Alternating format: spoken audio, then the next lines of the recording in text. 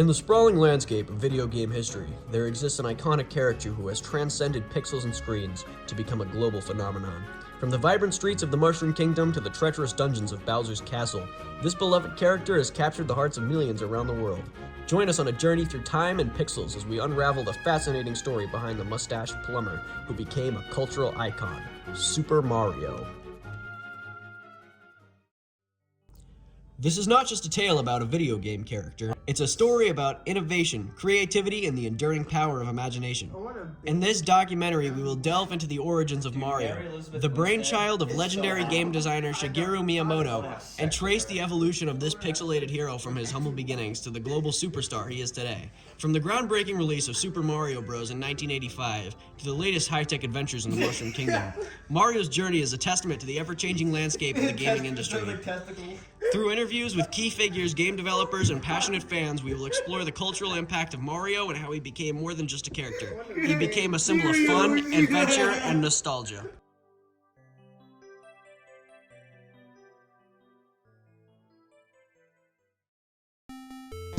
In 1981, Miyamoto introduced the world to Mario in the arcade game Donkey Kong. However, Mario was not yet the familiar figure we recognize today. He was originally supposed to be Popeye, rescuing his girlfriend Olive from Bluto. Due to issues with copyright, he was simply referred to as Jumpman, tasked with rescuing his beloved Pauline from the giant, barrel-throwing ape. But it was the watershed moment in 1985 that truly catapulted Mario into the spotlight. With the release of Super Mario Bros. For the Nintendo Entertainment System, also called the NES, players around the world were introduced to a groundbreaking side-scrolling adventure that would change the gaming landscape forever. In Super Mario Bros., players guided Mario through the Mushroom Kingdom, navigating perilous landscapes, defeating enemies, and facing the ultimate challenge, rescuing Princess Toadstool, or Peach, from the clutches of the nefarious King Koopa, also known as Bowser.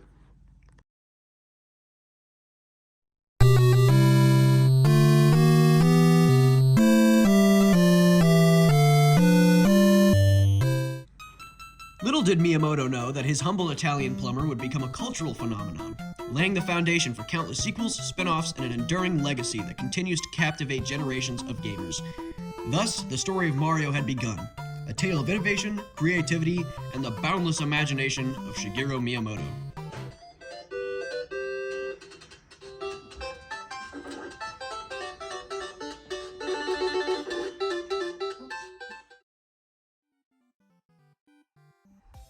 The first Super Mario game I ever played was the original Super Mario Bros. The object of the game was to save Princess and beat the castles. It's hard for me to pick one favorite Super Mario Bros. Game. My first favorite would probably be Super Mario Bros. 3. I really enjoyed turning into a raccoon and swinging my tail around. My next favorite would probably be Dr. Mario. It kind of reminded me of Tetris, and I dominated. And my third favorite game would probably be Mario Kart, for sure. 100. My favorite memory playing Super Mario of any type would have to be, I have two. First favorite would be playing with my sister and pausing it and running out to have dinner real quick. And then finishing up dinner super quick and then getting back to it. We were a little obsessed. My second favorite would probably be all the times playing with my son Dennis, especially Mario Kart, and always being better than him at it, teaching him the ropes and how to play. That's not true. Turning him to the player that he is today. I'm still better than you at Mario Kart. I am. No, it's not a lie. I taught you how to play, Dennis. Yeah, but I can beat you. And this is where You can beat me now because I taught you how to play. Yeah, but I'm better than you now. You're better than me because I taught you how to play. If you taught me how to play, then how did I end up getting better than you? Because you played more than I did. Because I'm an adult now. Are you saying adults can't play video games? No, adults can play video games, but I didn't spend hours playing it. There's a lot of money in video games. Okay, I'm not that good. So you're saying that I am better than you? Probably now, yeah. Not in my heyday. Your A day. My heyday. No, it's A day. It's heyday. No, it's not my A day. It was my heyday. It's your A day. My first time playing Super Mario Bros. Was probably Christmas of 1988. Me and my sister had gotten a gaming console for a Christmas present that year. We were so excited. We played it all day. I don't even think we bothered opening up any other presents that morning. We quickly became hooked, and then we beat the whole game by like the next day.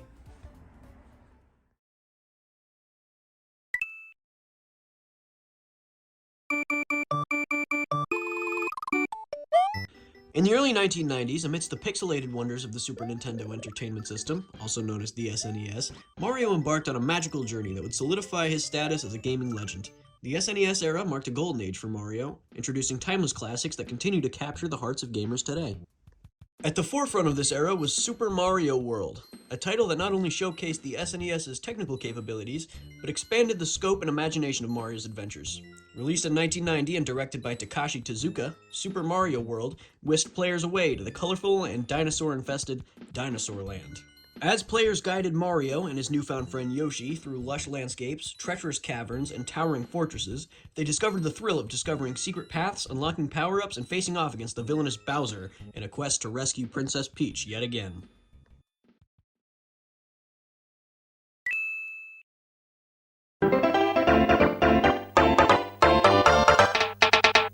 The SNES era wasn't just about Super Mario World, though. It also saw the release of Super Mario Kart, which pioneered the kart racing genre and became a timeless multiplayer classic. Players can now engage in friendly, or not-so-friendly races through Mushroom Kingdom-inspired tracks, each with its own distinct challenges and hazards.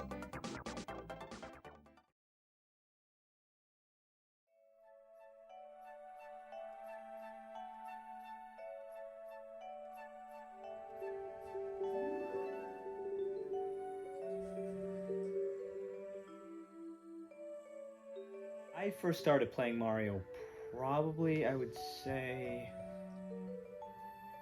2009, probably when New Super Mario Bros. Wii came out. And that was actually my first Mario game because I remember I got a Wii for Christmas and I got the game with it. And at the time I had no idea what it was. It was just like this box. I'm like, what is this? So I put it in, hooked it up, started playing it, and I was just hooked. That was it. My first Mario game was New Super Mario Bros. Wii, and that, a lot of people, it kind of goes both ways because a lot of people didn't like it. I mean, it wasn't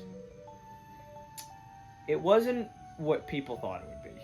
You know, there's a lot of people that do. I myself love it. I think the game is amazing. It's great for its time.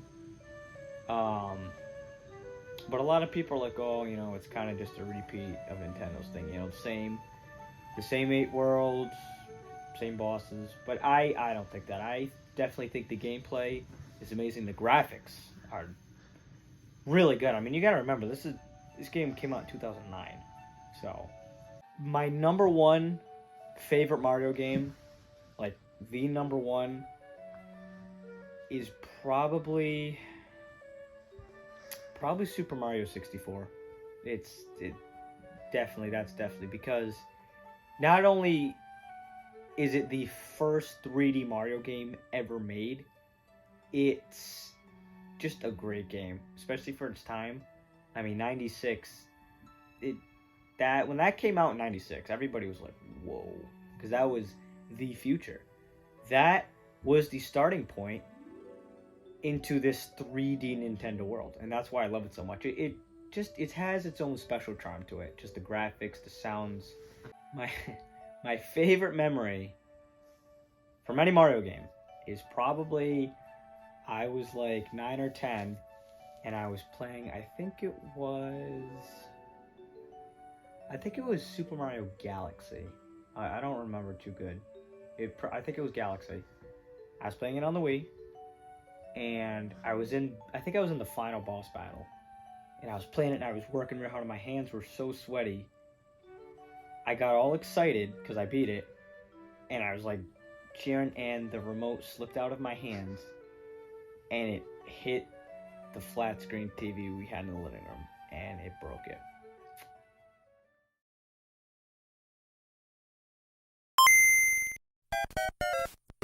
As the world embraced Mario's adventures on home consoles, a new chapter in gaming history unfolded with the introduction of the Game Boy, a revolutionary handheld gaming device that would forever change the way we play.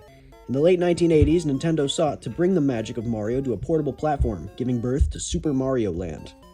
Released in 1989 alongside the Game Boy's launch, Super Mario Land marked Mario's triumphant entry into the realm of handheld gaming. Developed by Nintendo's R&D1 under the guidance of Gunpei Yokoi, this pioneering title showcased the technical capabilities of the Game Boy, while preserving the charm and essence of the Mushroom Kingdom. In Super Mario Land, players embarked on a quest to rescue Princess Daisy from the clutches of the mysterious alien Tatanga, in a journey that spanned across diverse and imaginative landscapes. From the perilous depths of the Sarasaland Kingdom to the skies in a submarine, Mario's adventures on the Game Boy were nothing short of magical. The Game Boy, with its monochrome screen and distinctive greenish hue, became an instant hit, allowing gamers to carry Mario's world in their pockets. Its portable design, coupled with Super Mario Land's engaging gameplay, made it a groundbreaking combination that ignited a portable gaming revolution. Players can now experience the joy of Mario's adventures anytime, anywhere, on road trips, at school, or under the covers with a flashlight late at night. It's me, Mario! Hello! As the gaming landscape transitioned into the realm of 3 dimensions, Nintendo once again led the charge with the introduction of the Nintendo 64, a groundbreaking console that not only revolutionized gaming, but forever altered the course of Mario's adventures. Enter the era of 3D platforming, in the iconic Super Mario 64. Gone were the linear pathways of 2D side-scrolling, Super Mario 64 embraced an open, 3-dimensional playground, the vast and enchanting Princess Peach's castle. Players were no longer confined to a set path, but instead invited to explore, jump, and discover a fully 3D environment. This was a paradigm shift in gaming. The N64's analog stick provided an unprecedented level of control, allowing Mario to navigate with precision, perform acrobatic jumps, and interact dynamically with the world. Super Mario 64 set the standard for what 3D platforming could achieve. The N64 became a platform for innovation, not only introducing Mario to a new dimension, but giving rise to a multitude of classic titles that shaped the gaming landscape. From Mario Kart to Paper Mario, the N64 era was a golden age of creativity and exploration.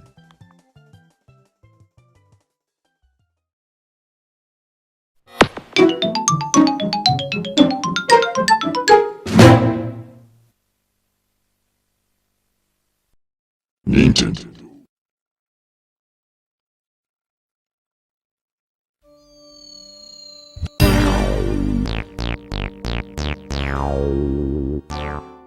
In the early 2000s, Nintendo continued to push the boundaries of gaming with the release of the GameCube, a compact console that brought forth a new era of colorful graphics and innovative gameplay. Among the standout titles was not only a sunshine-soaked adventure, but also Luigi's first ever starring role in Luigi's Mansion.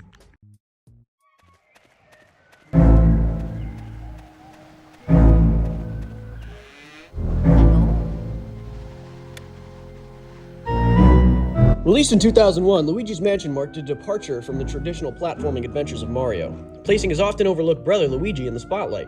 Developed by Nintendo's EAD division under the direction of Hideki Kono and Shinobu Toyota, this quirky and atmospheric game embraced a unique blend of ghost hunting and puzzle solving. As players guided Luigi through the haunted halls of a mysterious mansion, armed with his trusty Poltergust 3000, they encountered inventive puzzles and quirky ghosts. Luigi's Mansion not only showcased the GameCube's graphical capabilities, but also gave Luigi a chance to shine as a charming and endearing protagonist.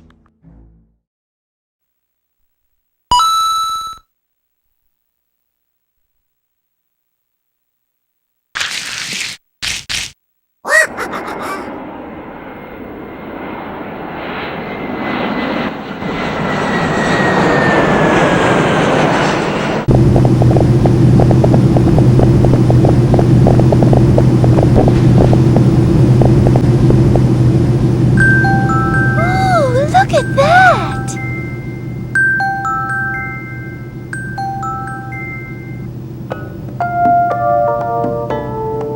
Welcome to the sun-drenched tropical paradise of Isle Delfino. We're so pleased to welcome you to our beautiful home.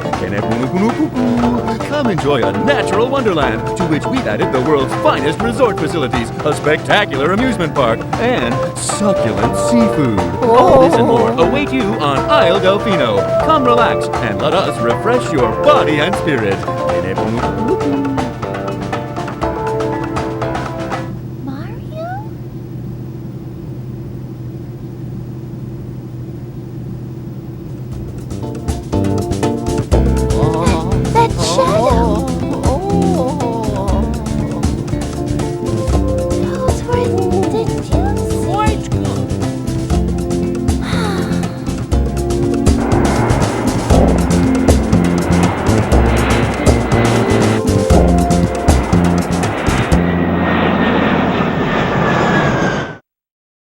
The GameCube era wasn't just about Luigi's newfound protagonism, it also brought another vibrant Mario adventure into the mix. Super Mario Sunshine, released in 2002, this tropical escapade took Mario to the sunny Isle Delfino, armed with the innovative FLUDD, F-L-U-D-D device, to clean up a graffiti-filled paradise. Directed by Yoshiaki Koizumi, Super Mario Sunshine continued to push the boundaries of Mario's adventures. The game introduced a dynamic water mechanic, enabling players to use the FLUDD for both platforming and puzzle solving, adding a refreshing twist to the classic Mario formula. Both Luigi's Mansion and Super Mario Sunshine exemplified Nintendo's commitment to innovation and creativity during the GameCube era. While Luigi stepped out of Mario's shadow to prove his ghost-busting prowess, Mario continued to evolve, embracing new gameplay mechanics and bringing a splash of sunshine to fans around the world.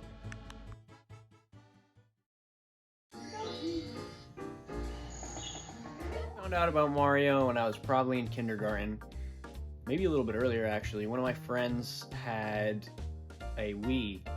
They had Super Mario All-Stars for the Wii. That was the first Mario game I ever played. And I remember they released it for some kind of anniversary event.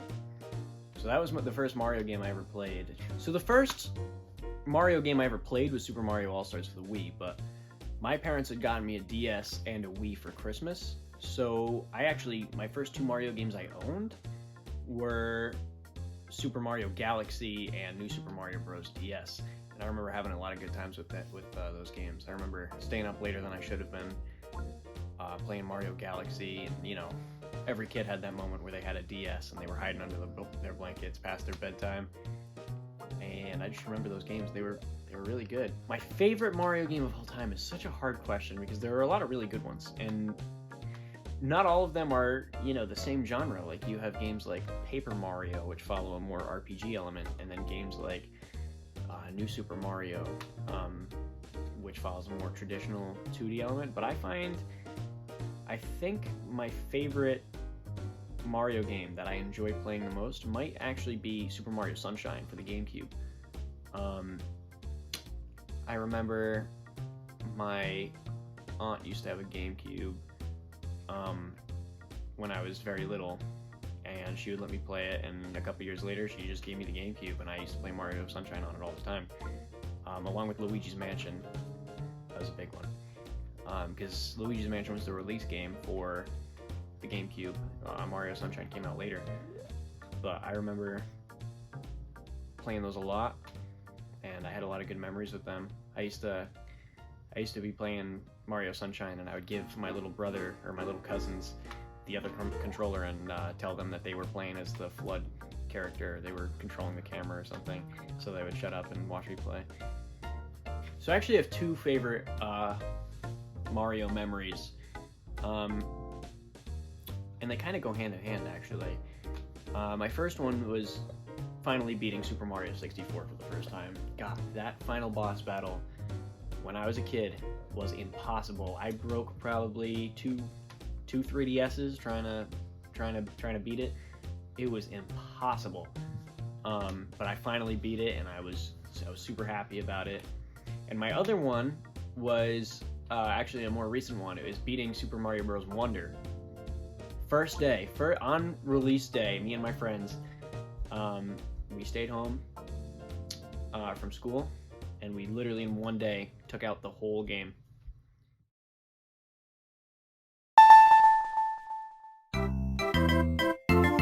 In the palm of your hands, the Nintendo DS, 3DS, and 2DS ushered in an era of portable gaming magic, and at the forefront of these handheld adventures were Mario's escapades, offering players a diverse and delightful selection of games that showcase the innovation of creativity Nintendo is renowned for. The Nintendo DS, with its dual screens and touch functionality, introduced a new dimension to Mario's world. New Super Mario Bros. Brought classic side-scrolling action to the handheld, while Super Mario 64 DS reimagined the iconic 3D adventure with added characters and challenges.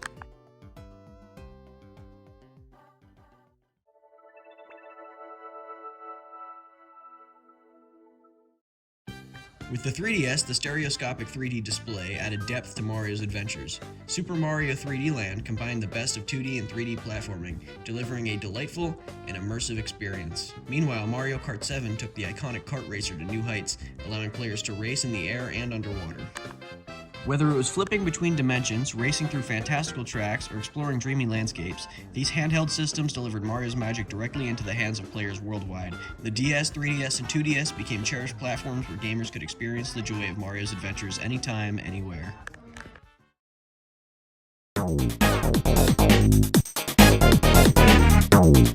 Well, my first experience with Mario was when my dad bought a brand new Nintendo Wii back in 2008. And first game I ever got with it was Mario Kart and Mario Galaxy. Best two great games for the Wii ever. Well, my favorite memory of Mario actually was when my dad first had his NES. He had the original Super Mario for it. So playing that on the weekends with him was honestly the greatest thing, because father and son bonding, you know? Ooh, my favorite Mario game, it'd definitely have to be Mario Kart Double Dash for the GameCube. Honestly, having that like cinematic of playing with two characters in one kart throughout a bunch of races, you know, like honestly, it was a very fun experience, you know, for childhood.